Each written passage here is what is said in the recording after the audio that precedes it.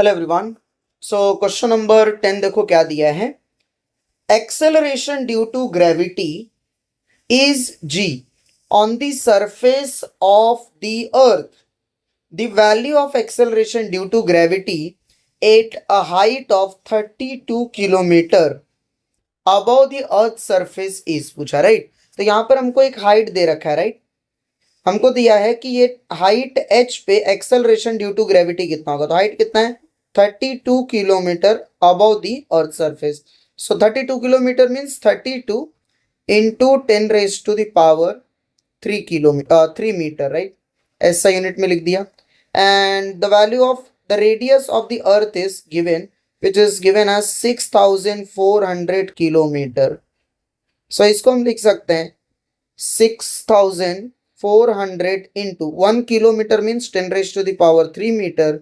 तो ये कितना हो जाएगा, तो ये हो जाएगा 64 into 10 raise to the power 5 metre. Now here we can see that this h is less than r, far less than r, right। अगर आप कंपैरिजन आप देखोगे तो ये h जो है वो r के कितने टाइम ग्रेटर है। So you can just divide this and you will see कि ये अबाउट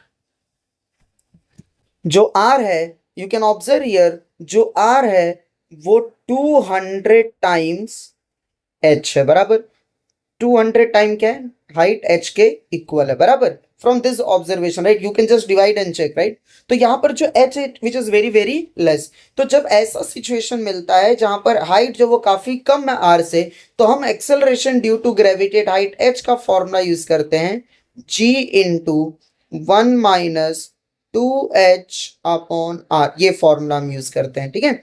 तो ये हो जाएगा g is acceleration due to gravity on the earth 1 minus 2, तो 2 इंटू h का वैल्यू है 32 into 10 raise to the power 3 whole divided by 64 into 10 raise to the power 5, बराबर। So therefore we get g into 1 minus, so just divide करो तो ये कितना हो गया 2 इंटू 32 करेंगे तो 64 हो गया, तो ये कैंसिल हो गया, right.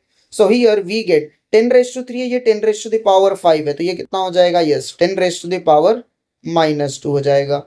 So this is g into 1 minus 10 raise to the power -2 is 0.01। सो 1 में हम माइनस करेंगे तो ये कितना हो जाएगा, यस ये हो जाएगा 0.99। So from here we get the acceleration due to gravity at height h at 32 kilometre is 0.99 times the acceleration due to gravity g. So hope it is clear to everyone. So कौन सा option? Yes, B option.